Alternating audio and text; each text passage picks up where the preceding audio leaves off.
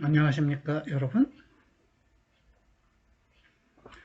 오늘은 프로클로스로부터 시작하는데요, 일자 형이상학을 계승한 사람들을 살펴보는 시간이 되겠습니다.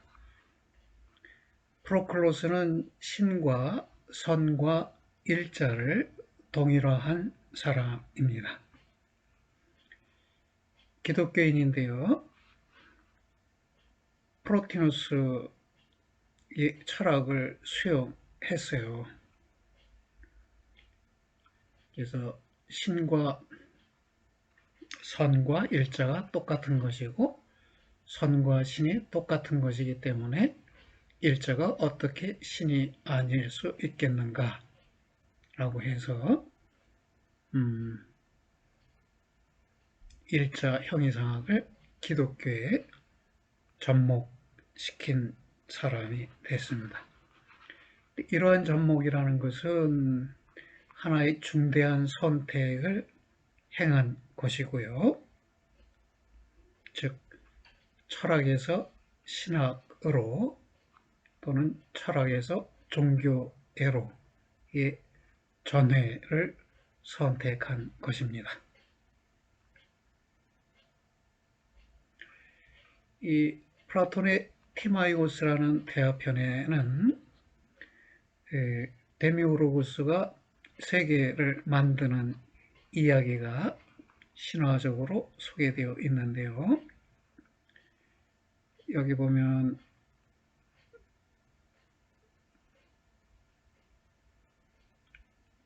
이 세계의 구조라는 게 있는데요. 이것은 세계의 가지적 구조, 지성적 구조, 감각적 구조가 아닌 가지적 구조를 말할 테고요.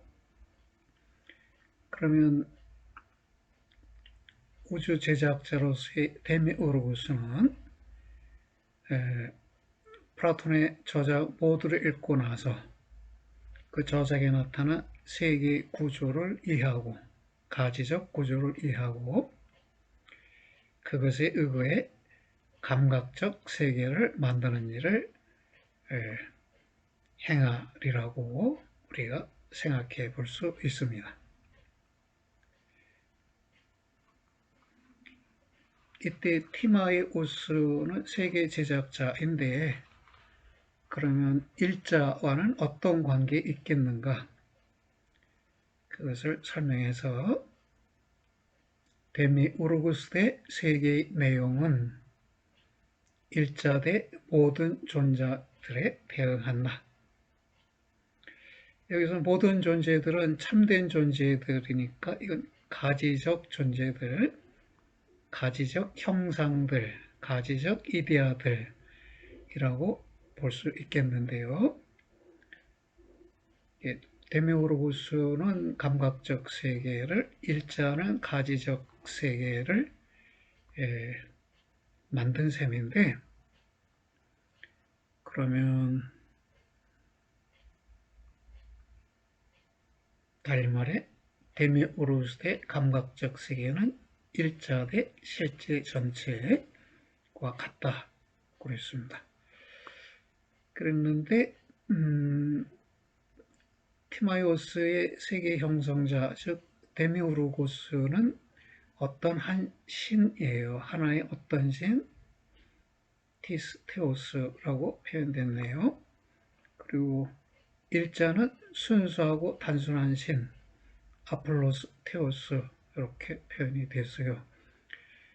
여기는 a certain God이라는 말이고 이것은 poor and simple God 앞에 더를 붙이면 the poor and simple God 해서 유일신의 의미가 있고 이것은 여러 신들 중에 하나의 의미가 있어서 데미우르고스와 일자는 동일한 것은 아니게 되죠. 그런데 데미우르고스가 한 신이라면 하나의 어떤 신이라면 그것은 일자가 그에게 세계를 만드는 데 필요한 힘을 허용하기 때문이다. 그러면 일자가 있고요. 데미오로고스가 있고요. 세계를 만드는 데 필요한 힘, 이거는 실제 전체, 세계의 구조 또는 지성 이런 게 되겠고요. 그 힘에 의해서 만들어진 세계는 감각적 세계, 가시적 세계가 되겠네요. 그래서 파라메데스와 퀴마이오스는 동일한 문제의 두 측면, 즉 가지적 세계의 기원과 감각 세계의 기원을 다루는 것으로, 그리고 그 문제에 동일한 해답을 주는 것으로 해석되어져야 한다. 동일한 해답, the same solution 이라는 것인데, 즉 일자가 최종 근원이다 라는 게 솔루션이 되겠네요. 해결책이 되겠습니다. 왜냐하면 여기서 데미오로고스 한신이라면 그것은 일자가 그에게 세계를 만드는 데 필요한 힘을 허용하기 때문이다. 이렇게 말했으니까요. 그러면 일자는 먼저 최고의 지성, 즉 데미오로고스에 해당하죠.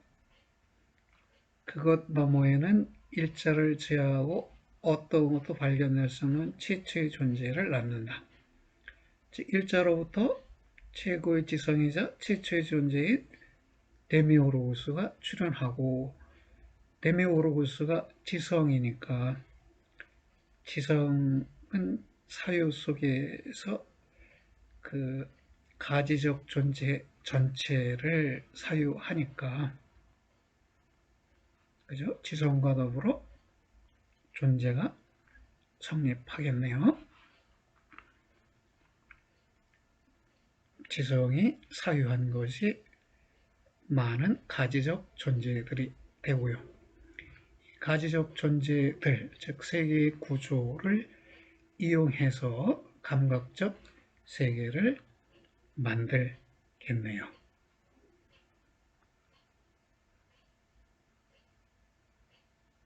이렇게 해서 이 프로클로스에서 존재는 피조물들 중에서 최초로 나오는데, 이것은 그 창조주가 하나의 존재가 아님을 의미한다. 즉 창조주는 일자인 것이죠. 이렇게 해서 플라톤주의가 기독교 사회의 영역 속에 들어섰어요. 그러면서 신플라톤주의와 기독교 사이의 혼합이 이루어지는데요. 우리 책에서 플라톤주의와 신플라톤주의라는 용어가 혼합되고 있는데 같은 의미로 볼 수 있겠습니다.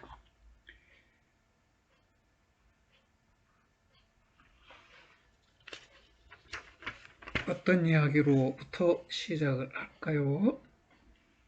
예, 여기 보니까 프로티너스가 더 나아가 프로클로스도 본질적으로 존재의 교설이었던 것을, 즉 철학을 신의 교설로, 즉 신학으로 전환시킴에 있어서 하나의 선택을 행하였다는 사실이 남는다.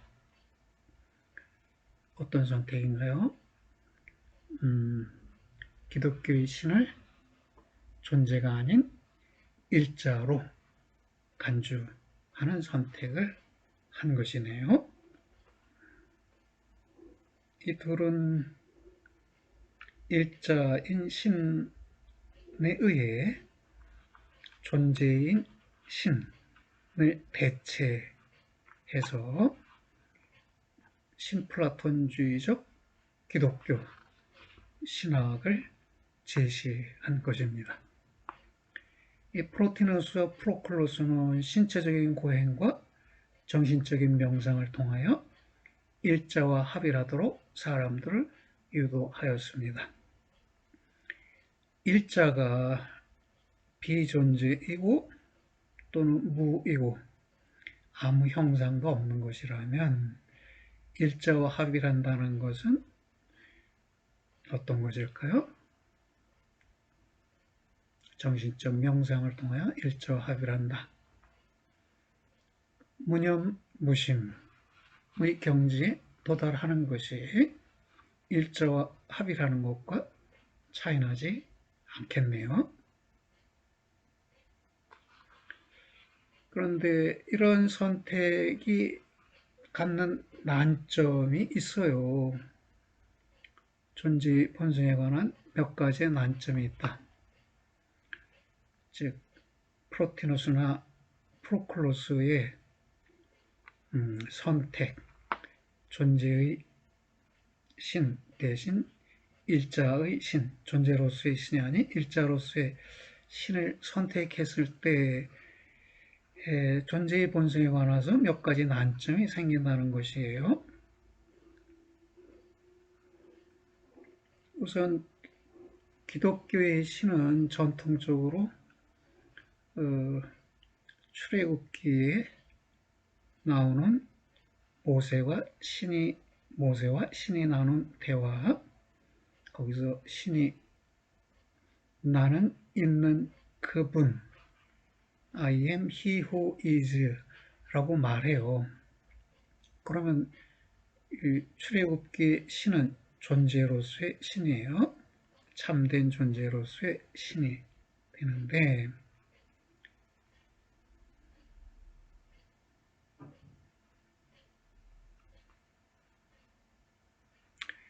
어떤 문제가 생겨나요? 신의 존재라는 게 한편에 있는데 다른 한편으로는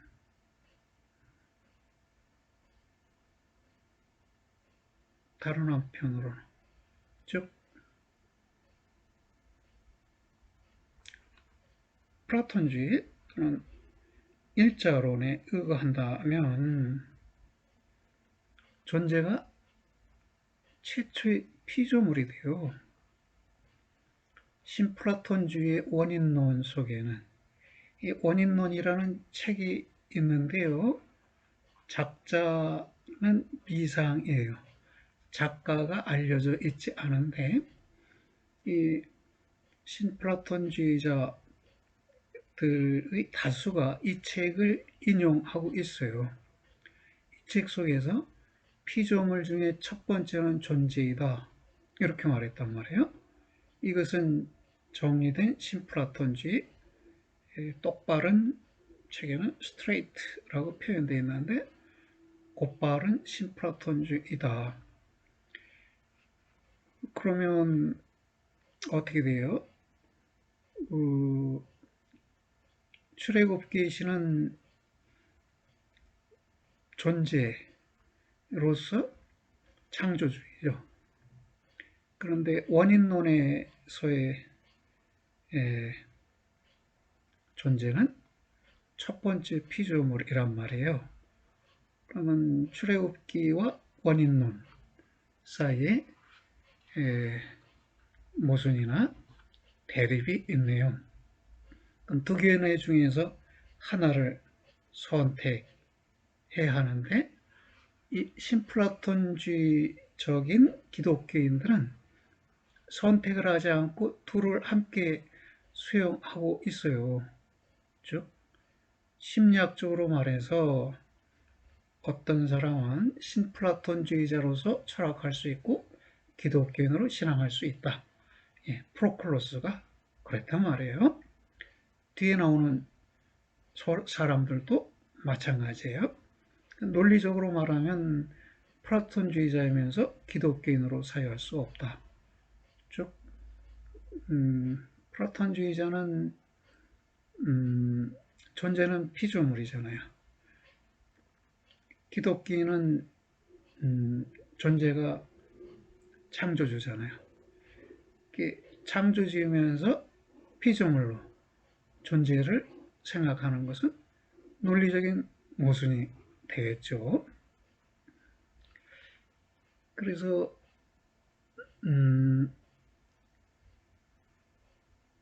다소 논리적 모순 속에서 심리적으로만 기독교와 플라톤주의를 함께 수용하고 있는 것인데요. 그런 동시 수용의 불가능성을 알았던 것은 대표적인 사람이 아우구스티누스라는 것이에요. 이 아우구스티누스는 그 상당한 만큼의 신플라톤주의를 가지고 있지만 그럼에도 그는 이렇게 말했습니다. 신이 있는 이유는 그가 선하고 하나이기 때문인 것이 아니라 오히려 그는 있는 그분이기 때문에 선하면서 하나이다. 즉 존재를 선과 하나 내지 일자보다 우위에 둔 것이죠. 이렇게 해서 플로티누스와 절교를 합니다. 절교된 계기는 아우구스티누스가 신을 존재로 수용하고 존재가 일자와 선보다 우위에 있다고 보았기 때문이네요. 예. 그 다음 인물은 마리우스 빅토리누스인데요.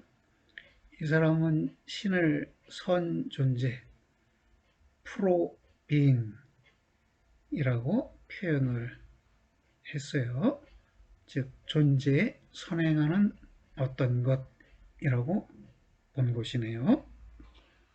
이 사람도 기독교인이면서 플라톤주의자 또는 신플라톤주의자로서 사유를 하는데요.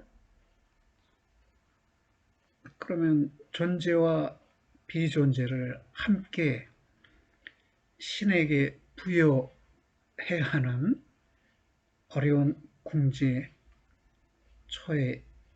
처해지겠네요. 그래서 그는 신 자신은 있는 모든 것과 있지 않는 모든 것 이상이라고 그렇게 말을 합니다. 그럼 어떤 면에서 있느냐 하면 신은 영원하다. 영원하다는 것이 바로 있다는 것이다. 그런데 신은 모든 존재들을 창조해냈으니까 존재조차도 넘어서 있고 그런 점에서 그분은 있지 않다고 말할 수 있다는 것이에요. 그러면 신은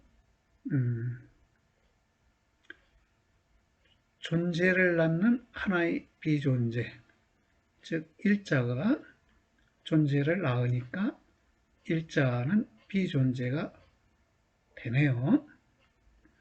그러나 신은 존재의 원인이기 때문에 원인으로서 신이 참으로 있다 이렇게도 말할 수 있는 것이네요.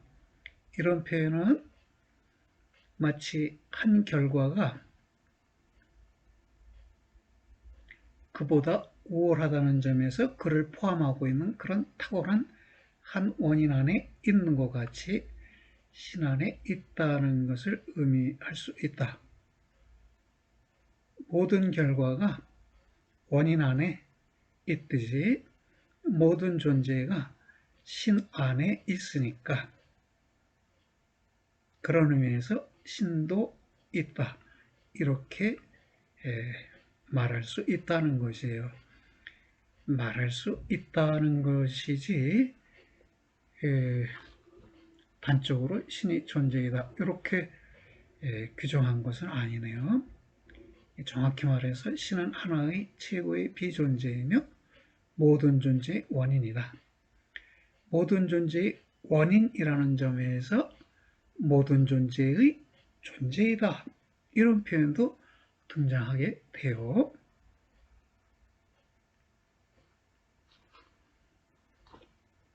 이 빅토리누스에서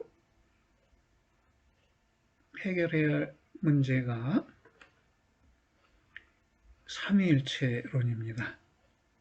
성부, 성자, 성령 이 세 분, three persons, 이 위를 위격이라고 번역하는데요.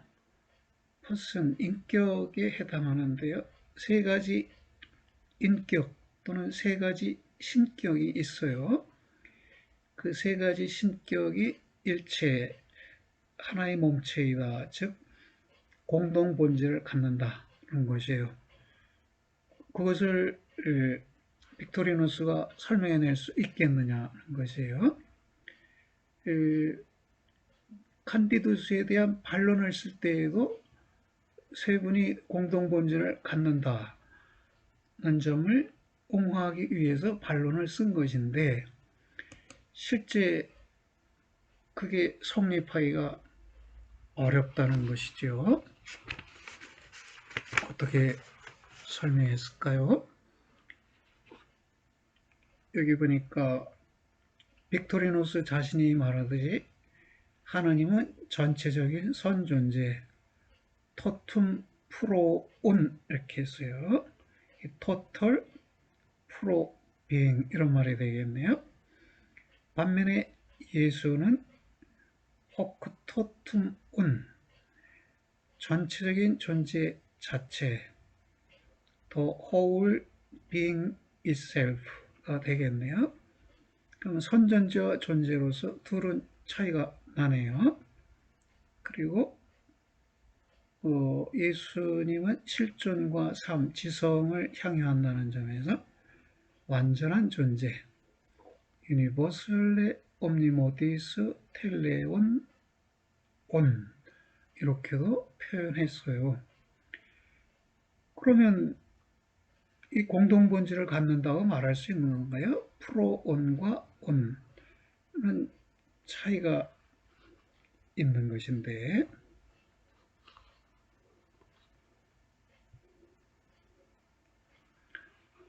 그래서 그의 난점은 어디 갔나요? 그는 어떠한 난점도 발견하지 못한다 했지만,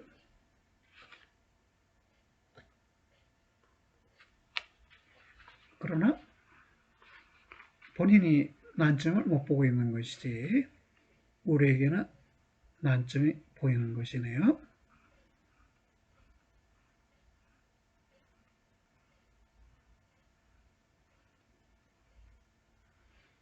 그래서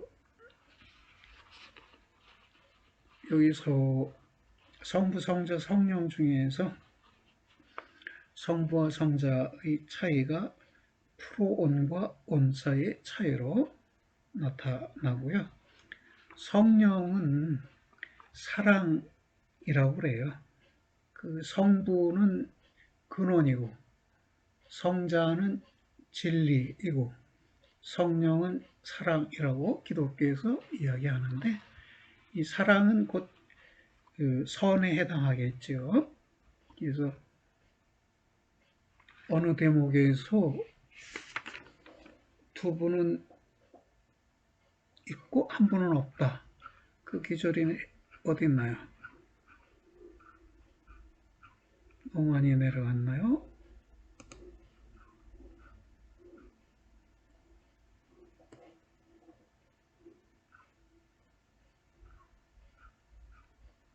예, 여기 있네요. 너무 많이 갔어요. 그분들 중에 한 분이 있는 반면에, 즉 예수님은 있다는 것이에요. 다른 두 분,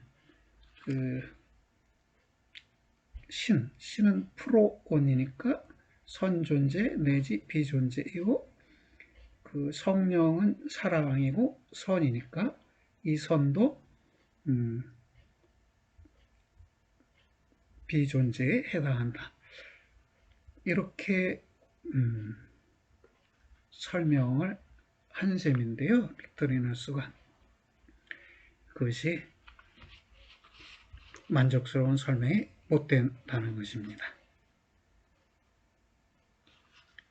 그리고 다소 어려운 표현이 66쪽에 나타나고 있는데요. 여긴가요?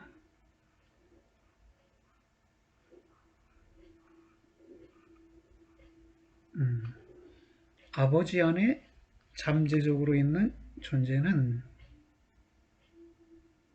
신의 이러한 자기 생성 덕분에 현실적인 존재로 있다.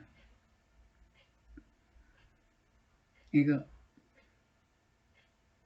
신이 존재를 낳고요. 이 존재를 낳음을 통해서 자기의 있음을 확보하니까, 그렇죠? 자기가 원인이라는 것을 확인하고 원인이 있다는 것을 확인하니까 신은 곧 자기 생성에 해당하고, 이런 신의 자기 생성 덕분으로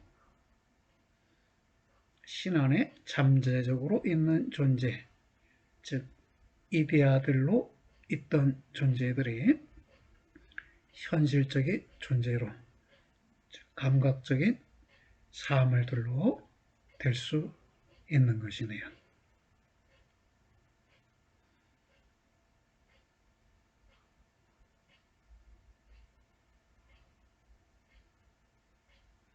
이 잠재적으로, 이것을 잠세적으로 또는 잠세 속에 있는, 이렇게 번역할 수도 있고요. 영어 표현으로는 in potency 이렇게 되어 있어요. is in potency 했으니까 잠세 속에 있는 이렇게 해도 되고, in이라는 전치사와 potenti라는 명사가 합쳐져서 부사로 번역되면 잠재적으로 이렇게 번역될 수 있어요. 다시 말해 비슷한 표현으로 in reality 라는 말이 있잖아요. in이라는 전치사와 reality라는 명사가 합치면 실제 속에 라고 번역이 될 수도 있고 실제적으로 이렇게 번역할 수도 있어요. 그래서 이것도 in act라고 영어 표현이 되는데, 그럼 현실 속에 있는, 그렇게도 번역할 수 있고, 현실적으로 또는 현실적인, 이렇게, 즉 being in act 그러면 현실 속에 있는 존재, 그렇게도 번역될 수 있고 현실적인 존재라고도 번역될 수 있네요. 이 중세 언어에 대한 현대 영어로의 번역이기 때문에 현대 영어가 우리에게는 낯설어요. 번역어, 중세어에 대한 번역어이기 때문에 낯선 것입니다.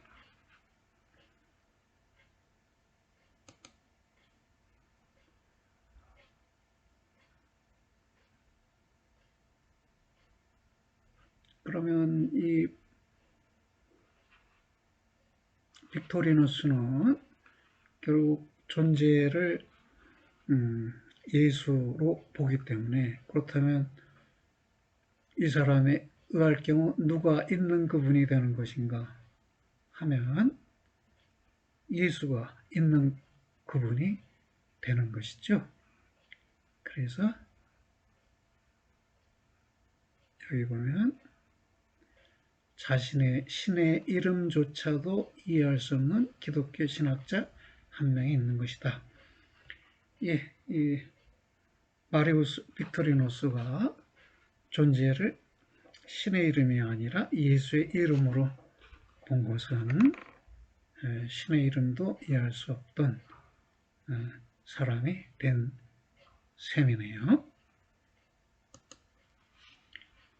그 다음 인물이 디오니시우스와 존 도 스코트인데요. 이들은 신을 비존재라고 불렀어요. 우선 디오니시우스는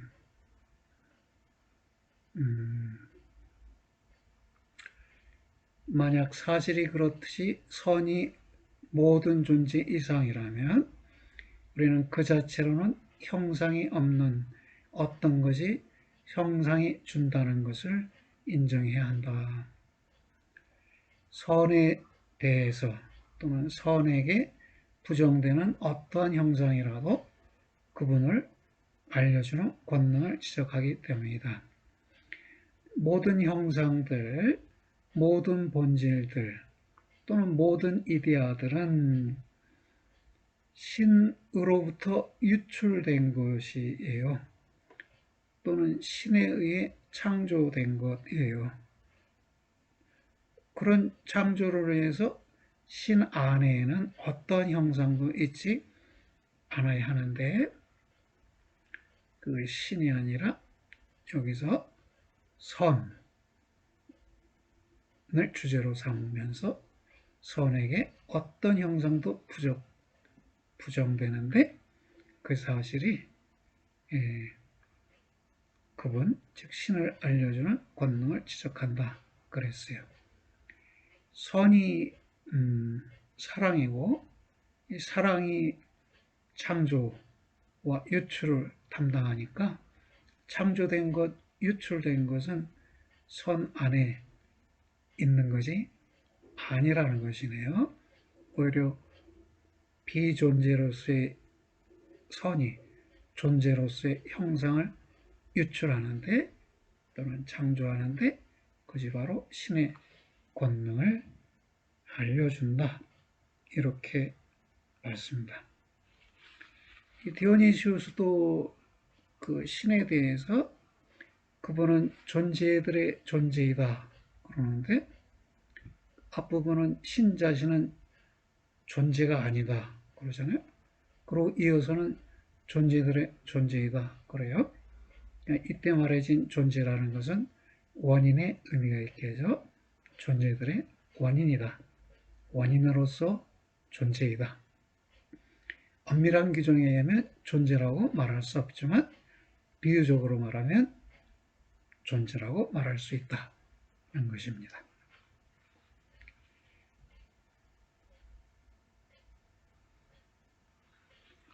그리고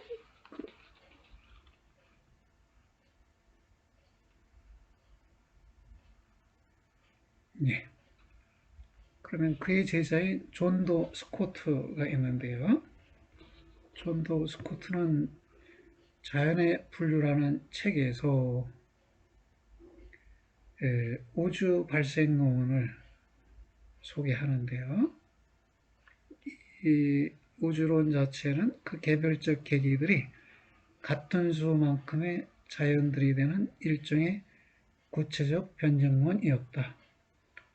변증론이라는 표현이 여러 번 등장하는데 구체적 설명은 안 되어 있네요. 우리가 짐작해서 즉 짐작해서 알아차려야 할 텐데요. 기억이 나나요? 우리가 일자에 도달하게 된 계기는 이데아가 하나의 이데아가 같음이라는 이데아와 다름이라는 이데아를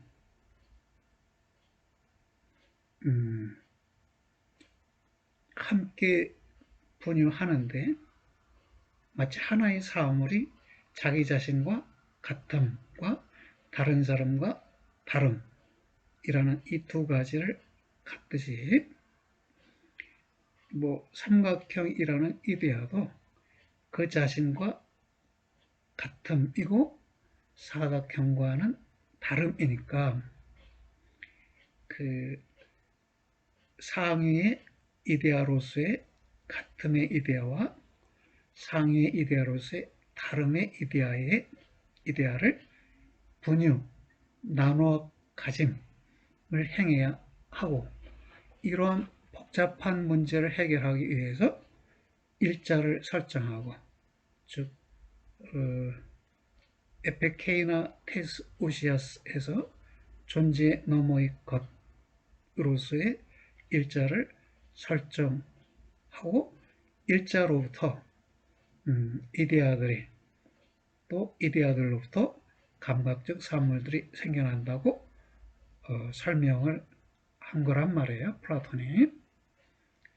그때 이제 같음과 다름의 지향으로서 일자에 도달한다 했을 때 이게 변증법이죠. 근데 연역 체계로서의 변증법은 그러면 거꾸로 생각해야겠네요. 일자로부터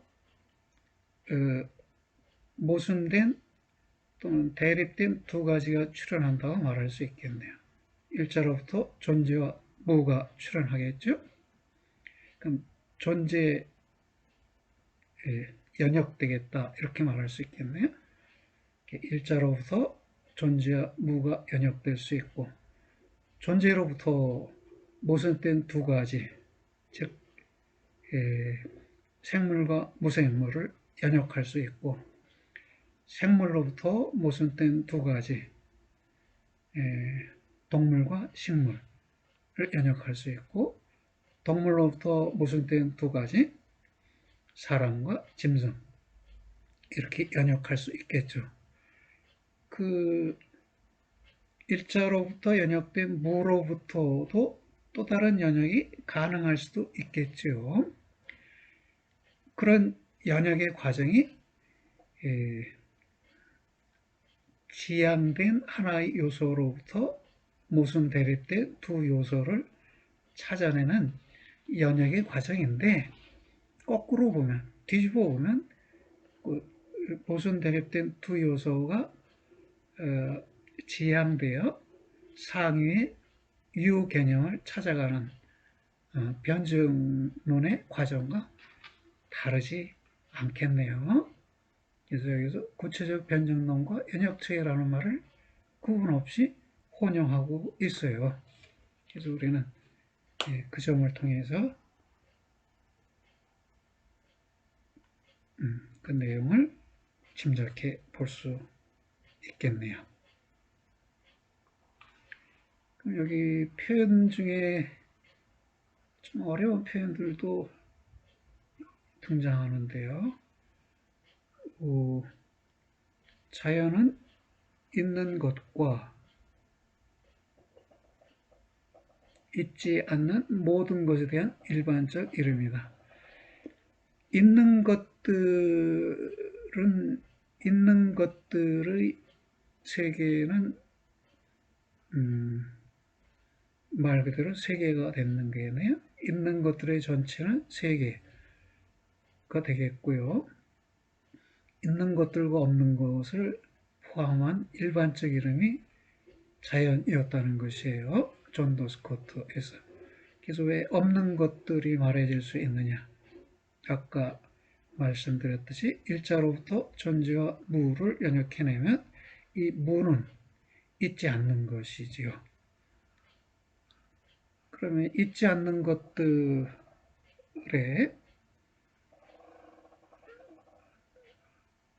어떤 것들이 더 있을까요?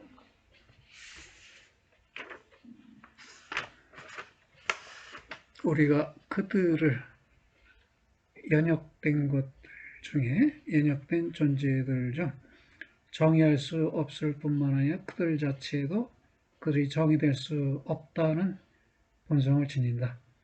그들 중 몇 가지는 존재 이상이고 일자는 존재 이상이고요. 존재의 모순 대립된 무는 그것도 존재 이상일까요? 어떤 존재는 아니죠. 그리고 몇 가지는 존재 이하이다. 어떤 게 존재 이하일까요? 지금 가지적 실제가 많이 논의되었으니까 가지성은 형상이 본질이 제공하는 거이잖아요. 그럼 형상과 본질이 훼손된 그래서 진료로만 있는 것들은 존재 이하라고 말할 수 있겠네요. 예를 들면 어떤 게 있을까요? 깨진 항아리에서는 항아리라는 형상이 사라졌고요. 시든 꽃들에서는 꽃이라는 형태나 형상이 사라졌고요. 죽은 것들, 죽은 동물들에게서는 그 동물의 본질 내지 형상이 사라진 셈이네요. 그런 것들에 대해서는 존재 이하이고 그러한 것들은 있지 않다.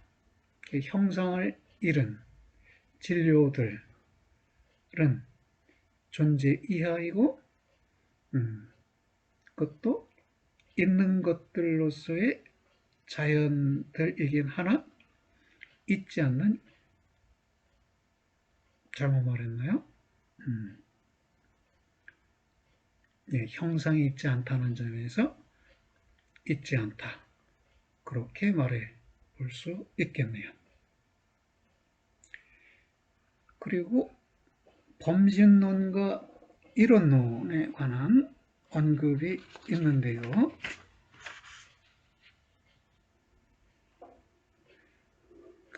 현대 역사가들이 존 더 스코트의 교서를 이론론이나 범신론으로 비난했는데 하나의 오류라고 생각한다. 그랬어요. 범신론이라는 것은 모든 것이 신이다 이런 말이고, 그리고 이론론이라는 것은 원소가 하나이다. 존재의 원소가 하나이다. 또는 모든 것들을 구성하는 원소가 하나이다. 이렇게 될 텐데요. 여기 피조물들의 존재는 신의 존재의 일부가 될 수 없다. 즉 피조물들은 신이 아니다. 그렇다면 범신론이 아니네요. 그리고 있지 않는 그분과 있는 것들 사이에는 달이 놓아질 수 있는 형이상학적인 있다. 달이 놓아질 수 없는 형이상학적인 간격이 있다. 그럼 존재와 비존재, 있는 것과 있지 않는 것, 이라는 두 개의 원소가 있는 것이네요. 그렇다면 이론론이 아닌 것이네요. 지금 질성이 범신론과 이론론을 거의 같은 의미로 쓰는 것 같기도 해요. 그래서 피조물들의 신의 존재의 일부가 아니다. 이 말은 피조물들은 존재이고 신은 비존재이다. 라는 여기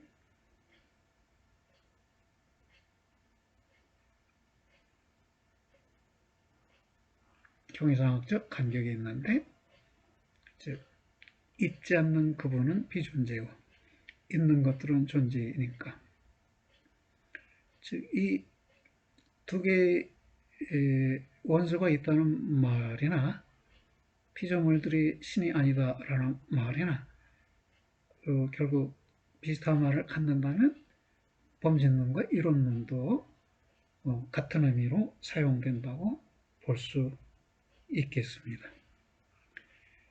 또 복잡한 문구가 하나 있던데요. 동일과 전체의 부분, 신과 피조물의 관계에 대해서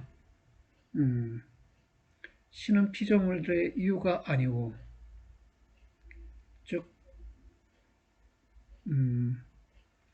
존재와 무의 상위 개념으로서의 일자라면 신은 피조물들의 이유에 해당하는 거 아니냐라고 볼 수도 있겠는데, 이유 이상이라는 것이죠. 그래서 이유가 아니고 피조물들이 신이라는 이유의 한 종인 것도 아니다.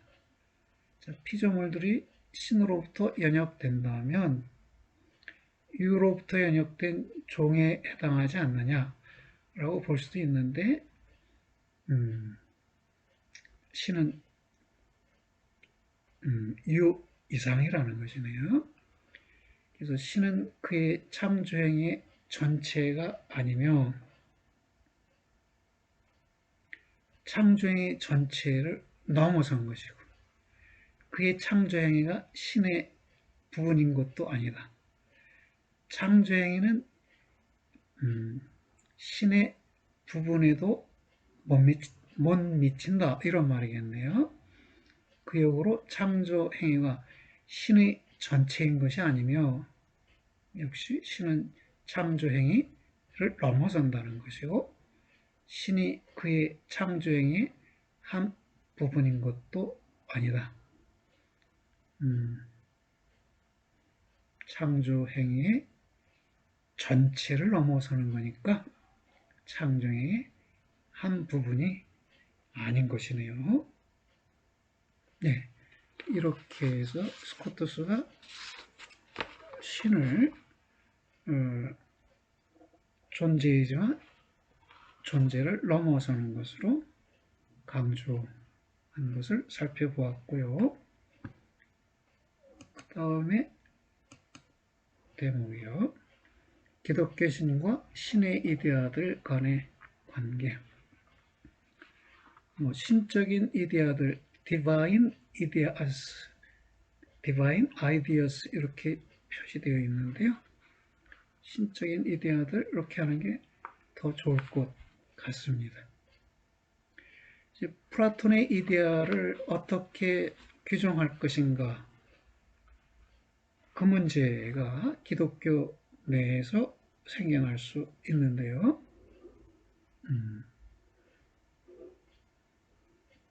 기독교 신이 존재라는 그 이유 때문에 플라톤의 이데아들은 신적인 이데아들이 되어야만 한다. 신이 존재이고요. 이데아도 존재이잖아요. 그러면 이데아들은 신적인 이데아들이 되어야 하지 않느냐. 더 나아가 신이 지닌 이데아들이니까 신 자신이라고 말할 수도 있는 것 아니냐는 그런 문제가 생겨나는데요. 이러한 한에서 신적인 이데아들은 신 안에 있는 것이기보다는 자신들이 신인 것이다. 토마스 아퀴나스 등 유명한 신학자들이 이 점에 대해서 동의한 바 있다는 것이에요. 그러면 이 신적인 이데아들은 피조물일까요? 아닐까요? 자신들이 신이다 그랬으면 피조물일 수 없겠죠? 그런데 신을 일자로 놓으면 이데아들은 피조물이 되어버려요. 그런 견해를 보인 게 존 더 스코트이네요.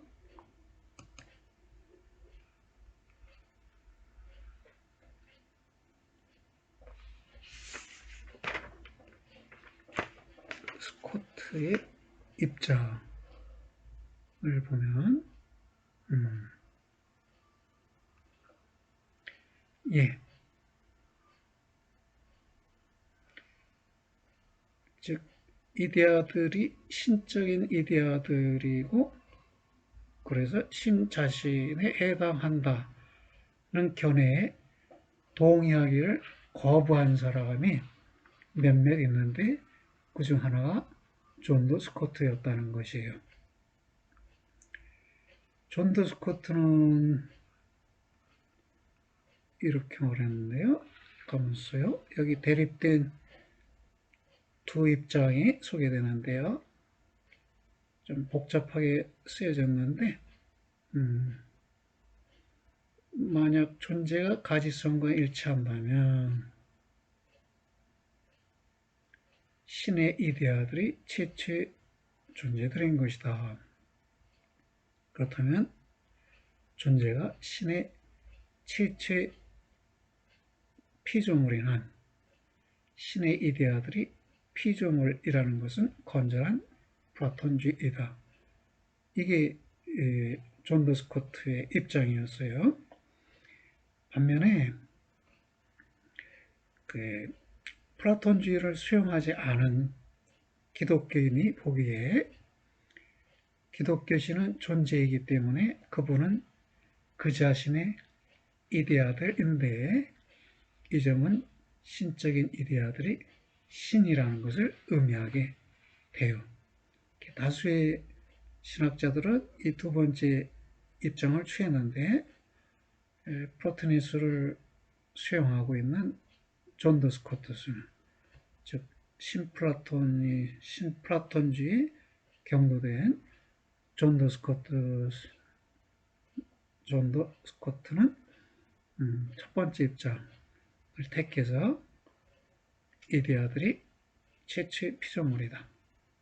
그것이 비록 신적인 이데아들이라고 해도 피조물이다. 이런 입장을 취했다는 것입니다.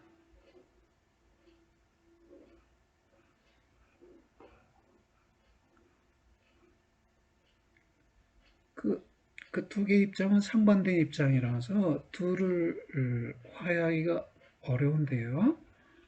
스코트는 둘을 어떻게든 화해하거나 딜레마로부터 벗어나기를 바랬는데 성공하지 못했다는 것이에요. 이 복잡한 문제에 대한 스코트의 대답은 신적인 이데아들이 피조물이라는 것인데 기독교 입장에서 볼 때 이데아들은 피조물이 아니라는 것입니다. 왜냐하면 어떠한 참된 피조물도 영원하지 못하기 때문이라는 것이에요. 근데 이데아들은 영원하잖아요. 그렇다면 이데아들은 피조물이 아니라는 것이네요.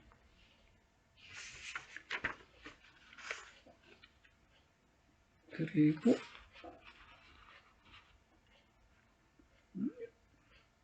어려운 용어가 하나 출연했는데요. 신과 함께 공동 영원하지는 않다. 코이터널이라는 표현인데 이게 이렇게 번역할 수 있는데 최근 번역어를 보니까 영원히 공존한다.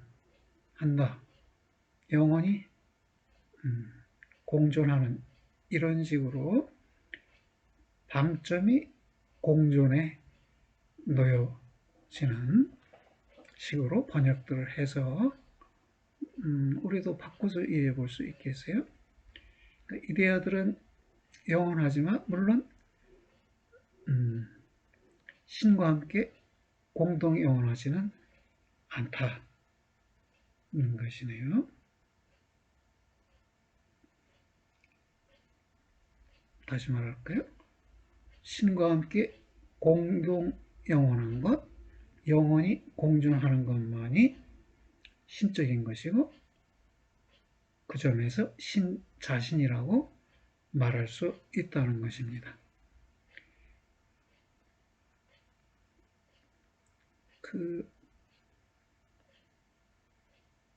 스코트는 공동 영원한 피조물, 영원히 공존하는 피조물이라는 용어를 사용하지만 피조물이란 영원하지 않기 때문에 영원히 공존하지 않기 때문에 이게 자기 모순적 개념이라는 것이네요. 형용 모순을 지닌 개념이라는 것이고 그렇다면 그는 어떤 단순히 영원한 피조물이라는 개념에 의존해야 하는데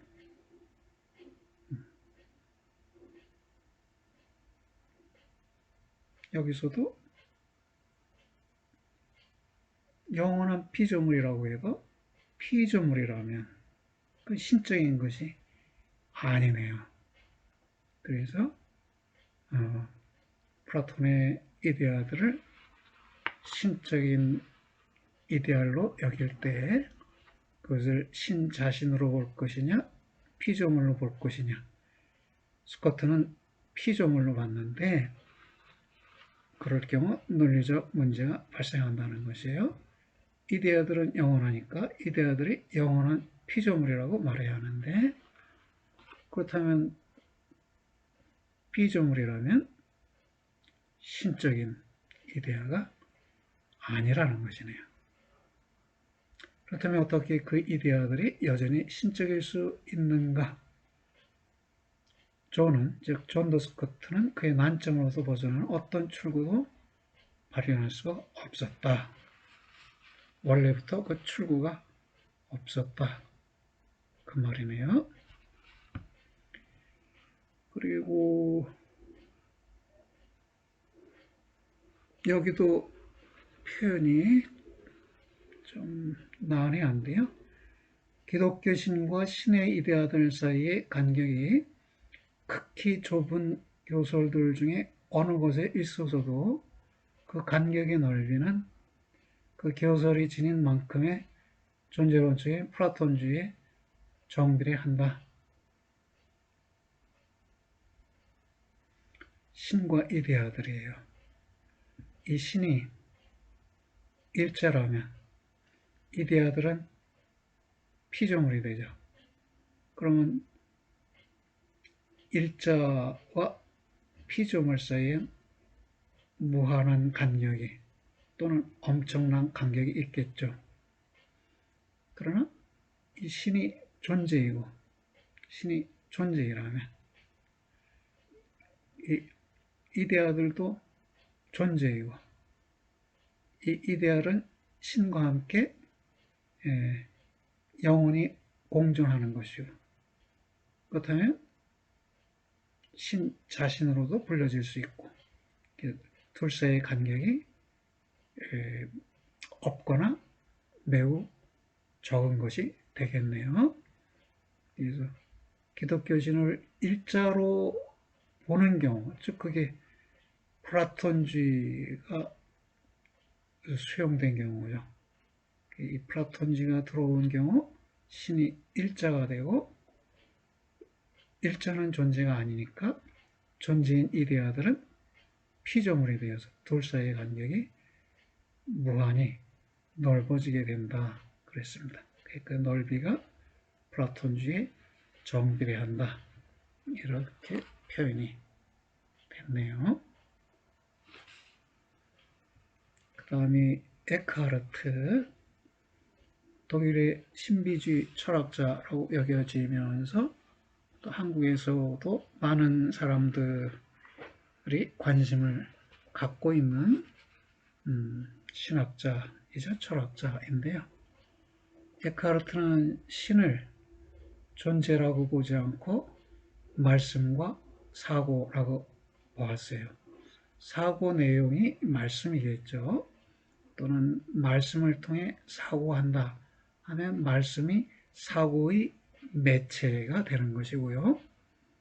사고의 매체이거나 사고의 내용이 말씀이라면 말씀과 사고도 동등화될 수 있는 것이네요. 에크하르트의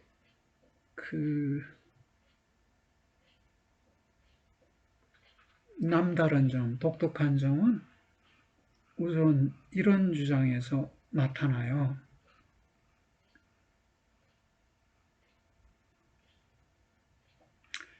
에크하르트는 신은 스스로가 있기 때문에 인식하는 것, 아는 것이 아니라 인식하기 때문에, 알기 때문에 있다고 말한다.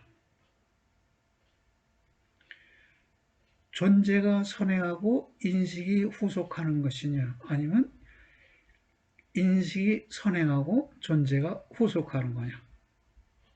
존재가 후속하는 것이죠. 그럼 존재보다 인식 또는 인식 능력으로의 사고, 이것이 존재의 뿌리라고 본 것이네요. 존재의 원인이라고 본 것이에요. 바로 이 점에서 다른 신학자들과 특이하죠. 이러한 신은 프로테네스의 일자는 아닐지라도 적어도 그의 최고의 지성과는 매우 닮았다. 예, 사고하니까 지성과 닮았죠.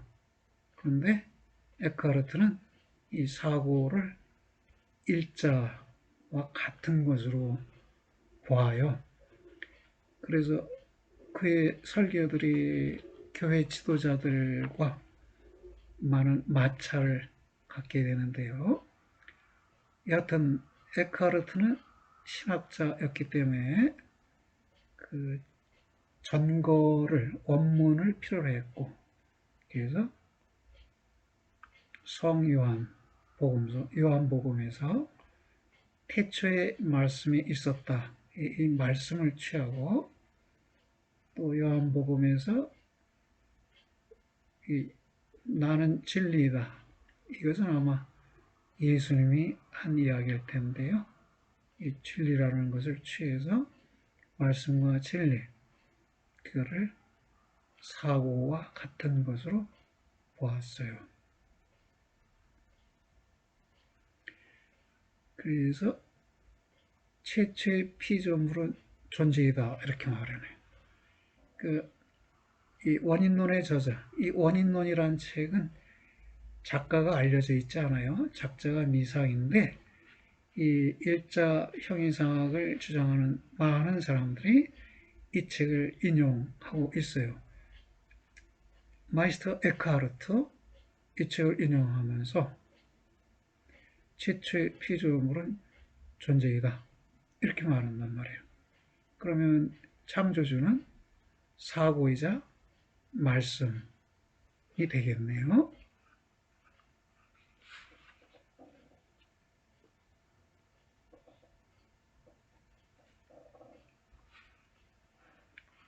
그는 신을 표현할 때 이렇게 표현했습니다. 신 안에는 어떠한 존재도 없고 단지 있음의 순수성만이 있다. 프리타스 에센디만이 있다.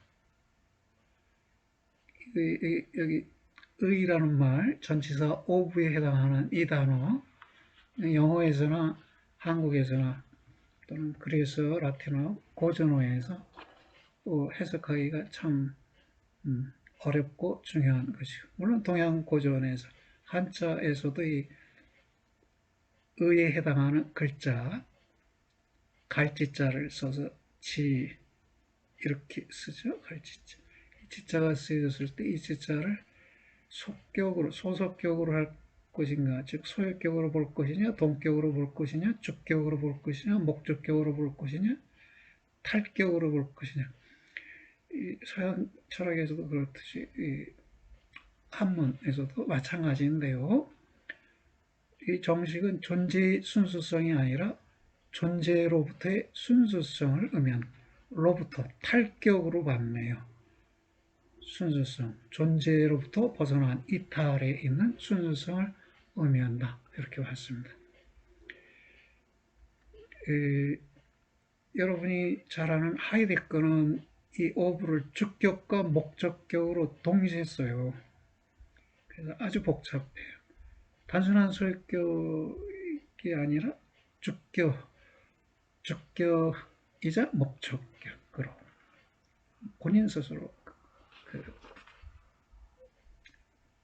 해설해서 그렇게 해설한 바가 있어서 그 해설을 토대로 해서 하이데거의 다른 원전을 읽을 때도 두 가지로 주격과 목적격으로 해석해야 합니다. 예, 에크하르트와 교회 지도자들과 마찰을 빚게 되었다는 놀라운 것이 아니다. 신 안에는 아무런 존재도 없다. 존재로부터의 순수성이다, 이렇게 말하니까 신을 존재로 보는 교회 지도자들과 마찰을 빚게 되겠죠.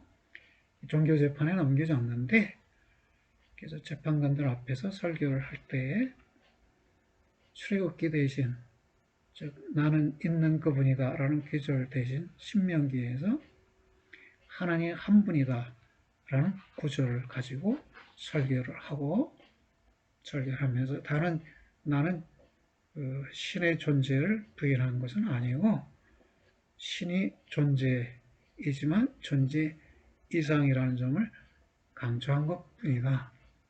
이렇게 말하게 되죠. 그런데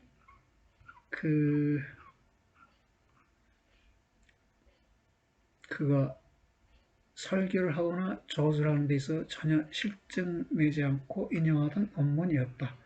그러나 이러한 말씀에 관한 그의 주석 전체 속에는 그의 주석서 내에서 다음의 구절에 다음에 두 줄, two lines라고 되어 있는데요. 의역해서 구절 해도 되는데 직역하면 두 줄이 되어 있어요. 신은 하나이다. Deus est unus.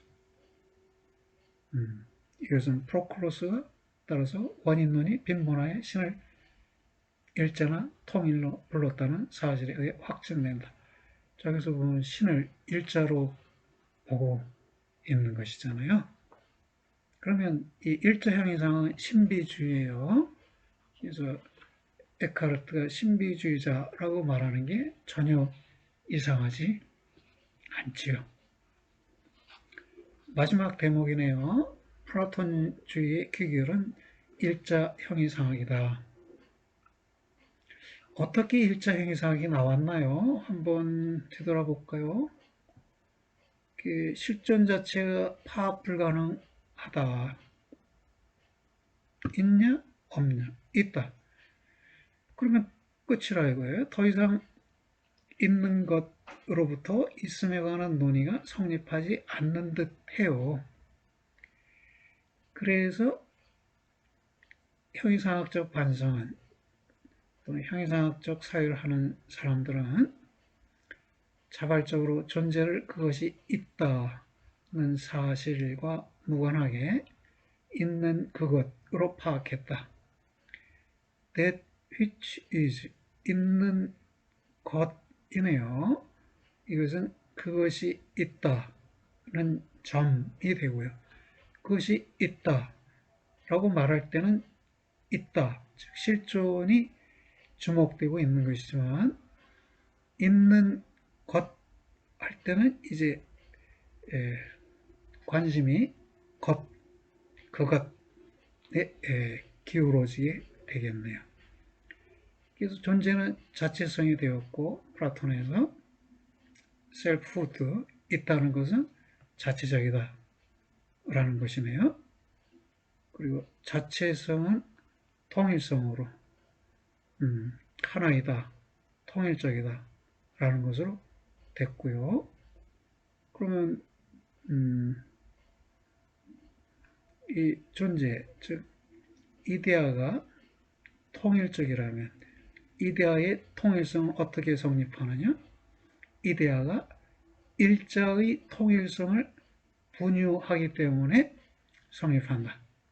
즉 이데아들 각각의 통일성은 상위의 것으로서의 일자가 있는데 그 일자의 통일성을 분유함으로써 이데아들 각각도 통일적인 것이다.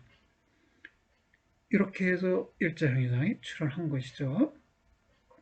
또 달리 말하면 이데아는 단순하지만 다른 것들이 그 자체로는 단순하지만 다양한 이데아들을 분유한다는 면에서 복합적이죠. 그럼 이데아들은 단순성과 복합성을 함께 가지고 있어요.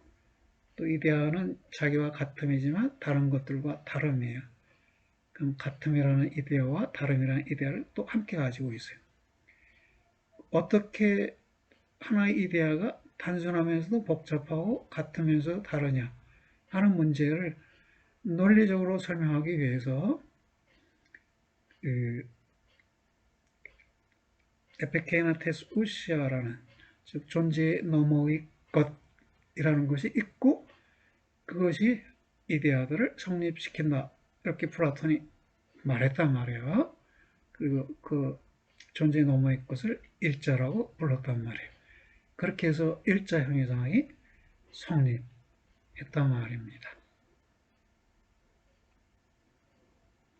그래서 그러면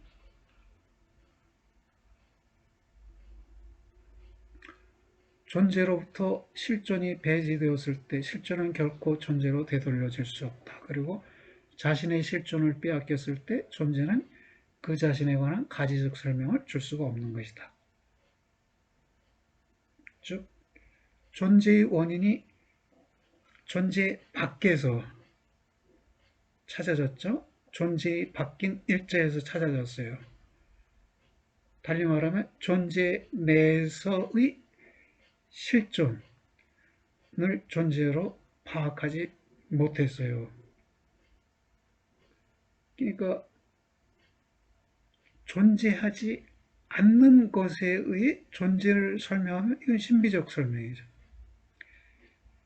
가지적 설명이 아니라 신비적 설명이죠. 그냥 믿을 수는 있어요.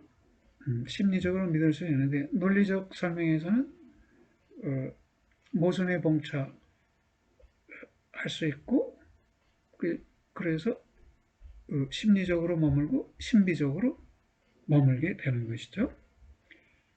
그래서 가지적 설명을 줄 수 없다. 왜? 신비적 설명을 줄 수 있는데 가지적 설명을 줄 수 없다.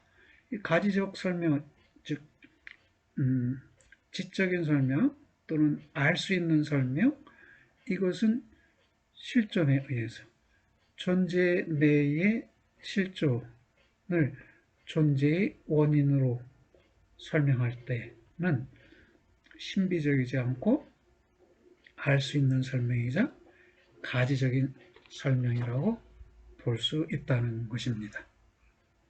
여튼 일자형이상학은 이렇게 해서 일단락이 됐는데요. 그러면 이어지는 주제는 뭘까요?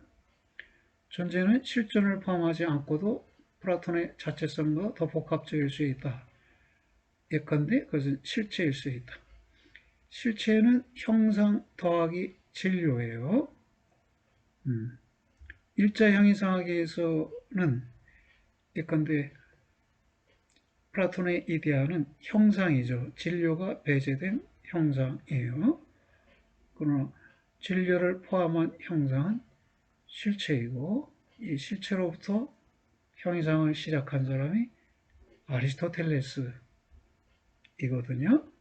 그렇다면 다음의 주제는 아리스토텔레스의 형이상학이 될 텐데 그것을 우리는 실체 형이상학이라고 부를 수 있고요. 이 장의 제목이 존재와 실체입니다. 존재를 실체로 파악했다는 것이죠. 그래서 실체 형이상학이 전개됩니다. 그것은 다음 시간에 주제가 되겠네요. 오늘은 여기까지 하겠습니다. 수고들 하셨어요.